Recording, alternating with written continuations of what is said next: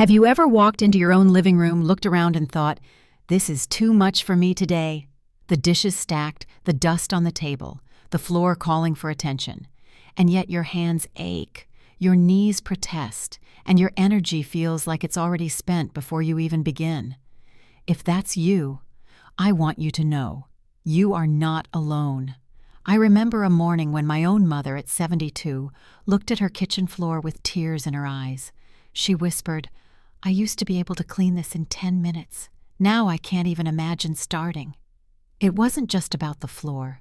It was about the quiet fear that maybe her independence was slipping away, that one day someone else would have to step in for everything, and she'd no longer be the one caring for her home.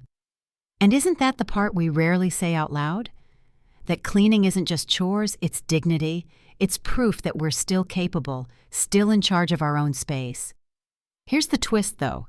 Keeping your home clean and peaceful doesn't have to mean hours of scrubbing, bending, and pushing your body past its limits. In fact, the less you force, the more gentle you are, the more sustainable it becomes. Small, clever actions, done in ways that respect your pain and energy, can change how your home feels without draining what little strength you have. That's what today's video is about. I've gathered 10 genius tricks, simple, tested, and senior-friendly, that can help you keep your home feeling fresh and welcoming, even on days when arthritis, pain, or sheer exhaustion try to hold you back. These aren't about impressing anyone. They're about giving you back control, one small, doable step at a time. And I promise, the last tip is a quiet gem. It's not about surfaces at all, but about how you can end each day with peace, no matter how messy it began. Stay with me for that one, because it just might be the thing that shifts everything. Before we begin, I'd love to know, where are you watching from, and how is your energy level or relationship with your home been lately? We read every single comment, and your story might be just what someone else needs today. So let's begin gently, together. And our first trick, it's one of the easiest, but it can change the very air you breathe in your home. Trick 1. The seated dust sweep. Do you ever look at your floors and think, "I can't bend down today, my back just won't let me"? That's where the seated dust sweep comes in, a way to keep your space fresh without forcing your body. Here's how it works. Take a sturdy chair and place it in the middle of the room. Sit down, hold a lightweight broom or a handheld duster with an extended handle, and simply sweep the dust or crumbs toward you in small motions. You don't have to cover the whole room in one go. Just focus on the area within reach, then slowly shift the chair and continue. Imagine cleaning in circles around you instead of bending and stretching across the floor. I once watched Mrs. Taylor, a 74-year-old neighbor, do this. She smiled and said, "I can sit, listen to the radio, and sweep around me at the same time. My house still feels cared for, and I don't feel broken after." Her words stayed with me because the fear wasn't just about dirty floors. It was the quiet dread of losing her independence. She didn't want to be the woman whose children came over and thought, "She can't manage anymore." From my perspective, what matters most isn't spotless perfection. It's finding ways to keep your dignity intact. And yes, you can do this too. Even 10 minutes of seated sweeping a day makes your home feel lighter, and your body will thank you. As one older woman once said in a local support group, "When I stopped fighting my pain and started working with it, I realized I could still do more than I thought." So maybe today, just pick one corner, sit comfortably, and try the seated dust sweep. You might be surprised how freeing it feels. And next, let's talk about a buddy that does half the work for you, a stick vacuum designed for tired hands. Trick 2. Stick vacuum buddy. How many times have you told yourself, "Vacuuming is just too heavy now"? The truth is, the old bulky vacuums weren't built for aging bodies. But stick vacuums, lightweight, cordless, easy to maneuver, can become your best companion. The way to use it is simple. Keep it plugged into a charging station in an easy-to-reach spot. When you notice crumbs near the table, pet hair by the couch, or dirt at the entryway, just pick it up with one hand and glide it over. No cords to untangle, no heavy lifting, no bending to move furniture. Think of it as a trusted friend that's always ready for a quick rescue. I remember Margaret, 69, telling me, "I call mine my buddy because it follows me everywhere without complaining. I don't wait for Saturday anymore. If I see something, I handle it in 2 minutes." What she didn't say out loud, but I could feel, was her fear of falling behind, the exhaustion of letting little messes pile up until they felt impossible. With her stick vacuum, those mountains turned back into pebbles. From my own view, the real value isn't about clean floors. It's about reducing the weight you carry in your mind. Every quick sweep tells you, "I'm still in control. My home is still mine." And yes, you can do this too. One older gentleman I spoke with laughed and said, "I don't wrestle with cords anymore. The vacuum listens better than my knees do." That kind of lightheartedness comes from tools that respect your limits. So if you've been hesitating, maybe this is the time to let technology be a gentle partner. Try it once. You'll see how much lighter your day feels. And speaking of lightness, our next trick will show you how even your slippers can become tiny helpers for the floors, turning small steps into gentle progress. Trick 3. Spray and wipe slippers. 2.5 foot. Isn't it funny how sometimes the smallest steps can feel like the hardest? Even walking across the kitchen floor can remind you of chores left undone. But what if each step could do the cleaning for you? Here's how this works. Take an old pair of house slippers or even thick socks. Spray the bottoms lightly with a safe homemade mix. Just warm water, a splash of white vinegar, and a few drops of lavender or lemon oil. Then, as you shuffle across the floor, you're not just walking, you're gently wiping. 10 minutes of moving around the house can leave your floors fresher without a single bend or twist. I once visited Mrs. Lopez, 72, who told me, "My doctor said I needed to move more, but I hated exercise.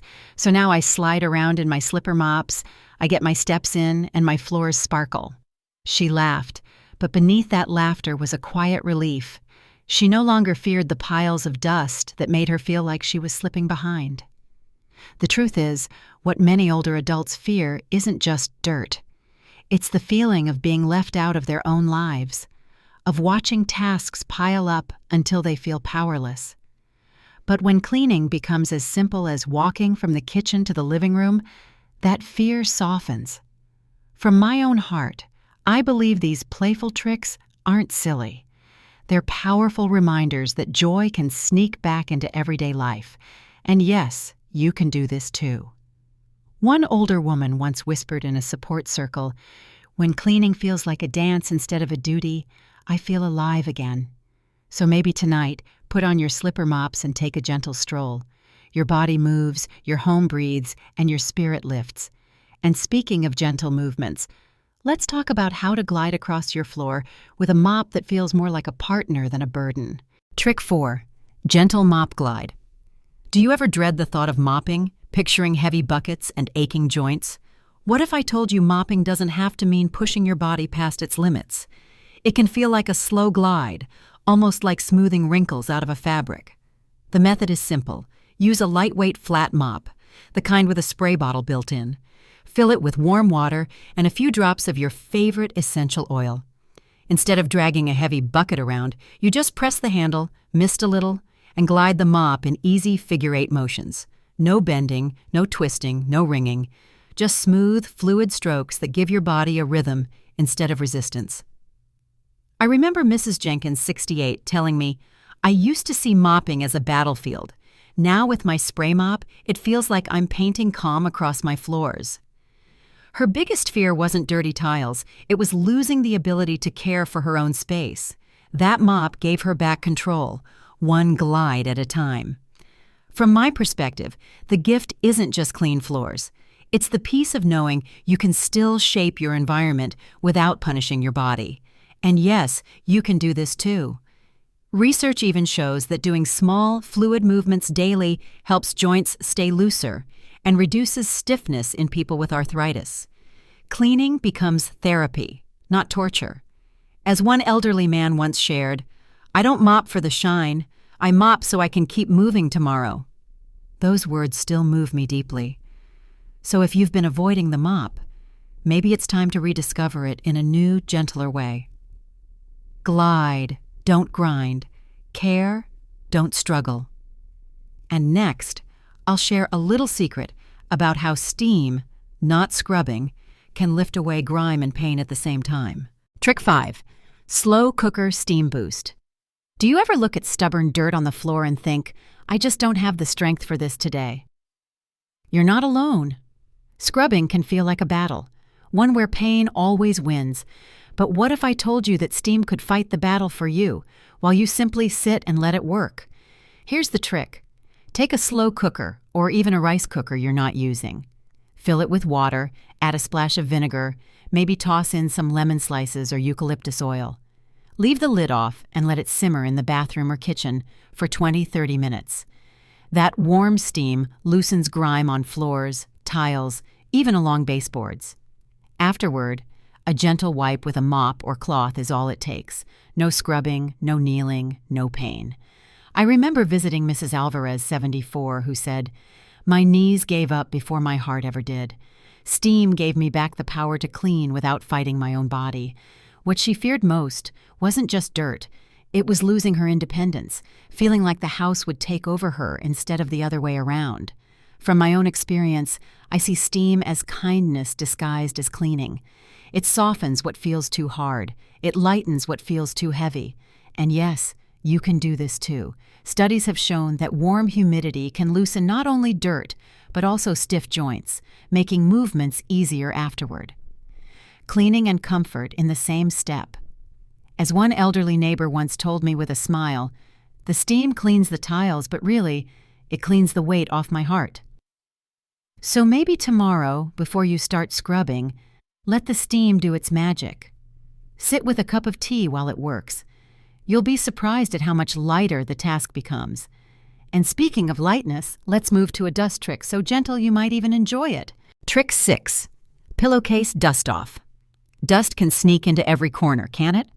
On shelves, fans, baseboards, it's always there. And bending or stretching to reach it can feel impossible with aching joints. But what if you could trap that dust with something as soft and familiar as a pillowcase? Here's how it works. Slip an old pillowcase over the blade of a ceiling fan, a shelf edge, or even the handle of a chair. Gently pull it back. The dust gets caught inside instead of flying everywhere. No climbing, no heavy tools, no clouds of dust making you cough.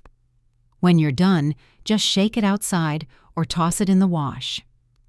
I remember Mrs. Turner, 70, chuckling as she told me, "I never thought my old pillowcases would work harder than my vacuum. But now I clean my fans without even dragging out a ladder." Beneath her humor was relief. The fear that dust piling up meant her home was slowly slipping out of her care.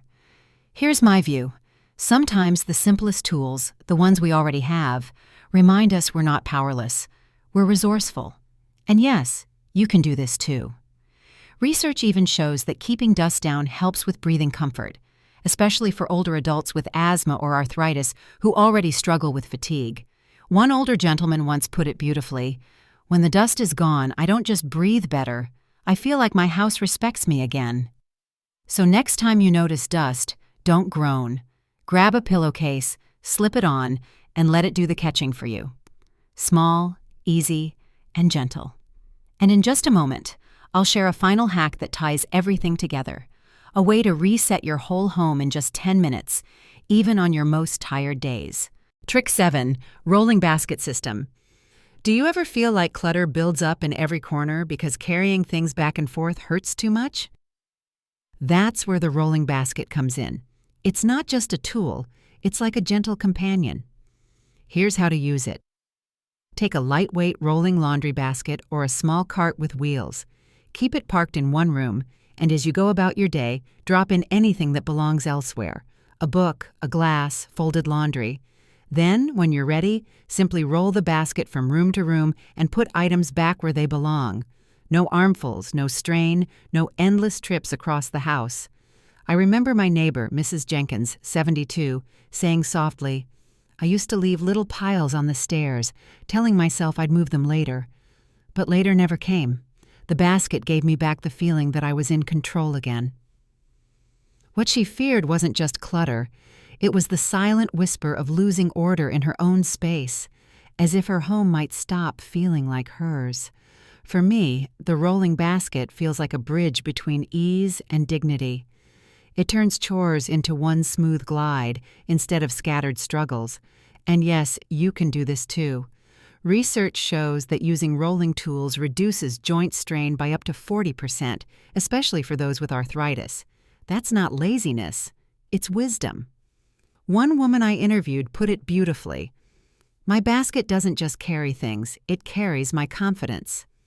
So don't fight the clutter with pain. Let it roll away with you. And once your space feels lighter, you'll be ready for a hack that makes even time itself feel like an ally. Trick 8. 10-minute timer reset. Some days the thought of cleaning for an hour feels impossible. But what if you only had to promise yourself 10 minutes?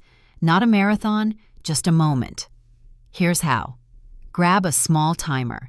Your phone, the microwave, even an old kitchen clock. Set it for 10 minutes. Pick one simple task, wiping counters, vacuuming just one rug, clearing the bathroom sink. Work until the timer rings, then stop. If you feel tired, you're done. If you feel a spark of energy, set it for another round. The trick is that 10 minutes feels possible when all day does not. I'll never forget Mrs. Hall, 68, telling me, "When I set my timer, I felt like time was on my side, not against me. 10 minutes didn't scare me, but it changed everything I saw around me." Her biggest fear was that falling behind on chores meant she was falling behind in life itself. But in truth, she was just waiting for a smaller, kinder starting point. From my own heart, I see the timer not as a deadline, but as a gentle friend tapping your shoulder saying, "That's enough for today. You showed up and that matters." Even studies suggest that short bursts of activity reduce fatigue and increase consistency for older adults, because success builds slowly, not all at once. As one grandmother told me once, 10 minutes gave me back the joy of finishing instead of the shame of never starting. So tonight, why not set your timer for just 10? You might surprise yourself. And in the next part, I'll share how to close out your cleaning with peace, so your day ends lighter than it began. Trick 9. The bedside basket routine. Sometimes the mess that weighs on us most isn't the pile of laundry in the living room or the dust on the floor.